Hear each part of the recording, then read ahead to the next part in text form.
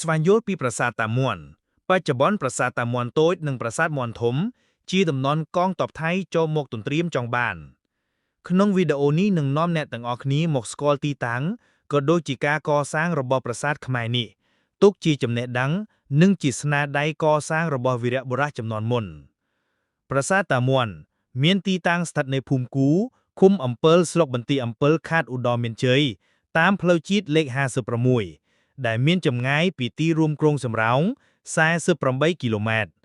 ពីប្រាសាទតាមួនធំទៅប្រាសាទតាមួនតូចមានចម្ងាយជិត2គីឡូម៉ែត្រ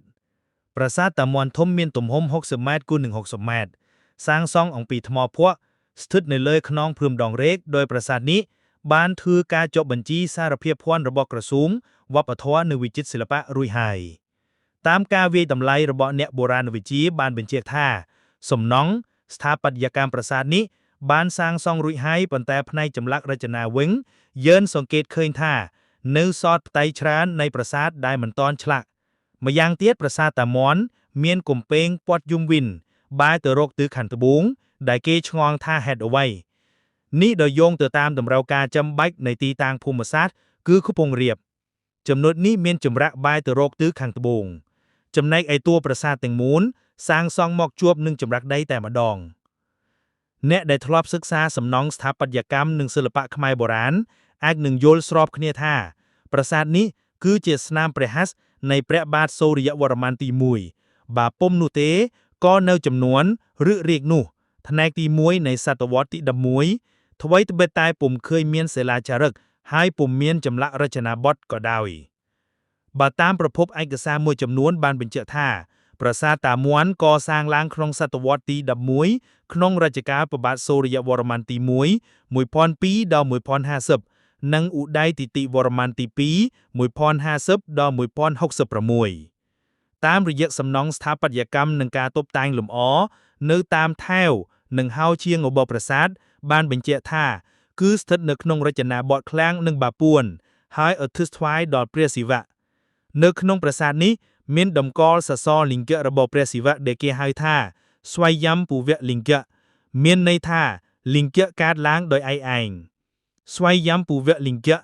គឺជាទីតាំងដ៏ពិសេសបំផុតសម្រាប់សម័យបុរាណហើយប្រជាពលរដ្ឋខ្មែរនៅតែមានជំនឿរហូតមកដល់សព្វថ្ងៃនេះ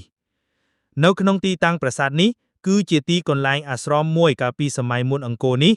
យើងយោងទៅតាមសិលាចារឹកក្នុងរជ្ជកាលព្រះបាទសូរ្យវរ្ម័នទី1ប្រការគួរឲ្យចាប់អារម្មណ៍មួយទៀតគឺគេពុំបានពង្រាបដីឲ្យស្មើដើម្បីសាងសង់ឡើយគឺគេសាងសង់ផ្ទាល់លើថ្មភ្នំដោយគ្រាន់តែដាប់ឲ្យស្មើល្មមតែប៉ុណ្ណោះ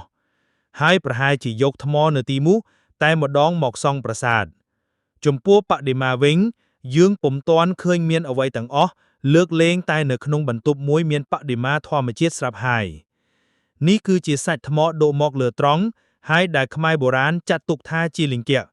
សូមជ្រាបថាលិង្គមានពីរបែបលិង្គដែលមនុស្សឆ្លាក់ហើយអាចបដូរទីកន្លែងបានដែលគេតែងយកទៅតម្កល់បញ្ចុះក្នុងយោនីគេហៅថាស្ថាបត្យលិង្គរីឯថ្មដែលជាប់នឹងផ្ទាំងនៅក្នុងដីហើយដែលមានរូបរាងលេចចេញមកលើល្មមអាចឲ្យគេចាត់ទុកថាជាលិង្គបានគេហៅថាស្វយ័មពុវលិង្គន័យថាលិង្គកើតឡើងដោយឯងចំពោះការគោរពសក្ការៈនៃលិង្គទាំងពីរគឺមានដូចគ្នា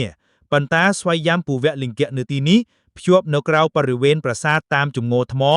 ឬតបង្ហូរទឹកមុនសោមសូត្រេដែលគឺរៀបចំសម្រាប់ទឹកមុនស្រោចស្រពក្នុងពិធីលើលិង្គនោះហូរទៅក្រៅដើម្បីសាសនានានាត្រង់យកទៅប្រើក្នុងជំនឿផ្សេងរៀងខ្លួនបញ្ជាក់ដកស្រង់ចេញពីអត្ថបទរដ្ឋបាលខេត្តឧត្តរមានជ័យអំពីប្រាសាទតាក្របីប្រាសាទតាក្របីជាស្ថាបត្យកម្មខ្មែរចាប់ពីសតវត្សទី11ដល់ទី13ក្នុងរាជ្យព្រះបាទសូរ្យវរ្ម័នទី1និងព្រះបាទឧដយទិត្យវរ្ម័នទី2ដើម្បីឧទ្ទិសដល់ព្រះឥសូវដូចគ្នាទៅនឹងប្រាសាទព្រះវិហារប្រាសាទតាមាន់ធំប្រាសាទតាមាន់តូចដែលស្ថិតនៅលើជួរភ្នំដងរែកកេរ្តិ៍ឈ្មោះប្រាសាទនេះចាប់ផ្ដើមល្បីល្បាញក្រោយពេលមានការចុះផ្សាយរបស់បណ្ដាញសារព័ត៌មានក្នុងពេលកាលពីប៉ុន្មានសិបឆ្នាំមុនថាកងទាហានកម្ពុជានិងថៃមានការវាយប្រយុទ្ធគ្នាដើម្បីគ្រប់គ្រងប្រាសាទតាក្របីនេះ នៅលើប្រាសាទតាក្របីមានទាហានថៃនិងទាហានខ្មែរយាមល្បាតការពារនៅតំបន់នោះពីព្រោះប្រាសាទនោះនៅគៀកព្រំប្រទល់ដែនកម្ពុជាថៃបើសិនជាអ្នកចង់មើលប្រាសាទជាជនជាតិខ្មែរហើយចូលទៅតាមច្រកផ្លូវពីប្រទេសខ្មែរពេលទៅដល់គឺទាហានខ្មែរជាអ្នកជូនដំណើរមើលប្រាសាទនិងដើម្បីប្រាប់ដំណឹងអំពីកន្លែងណាដែលអាចទៅបាននិងកន្លែងណាដែលមិនអាចទៅបានពីព្រោះទីនោះជាតំបន់ទាហានគ្រប់គ្រងប្រភពឯកសារជាច្រើនបានអះអាងថាប្រាសាទនេះជារបស់ខ្មែរ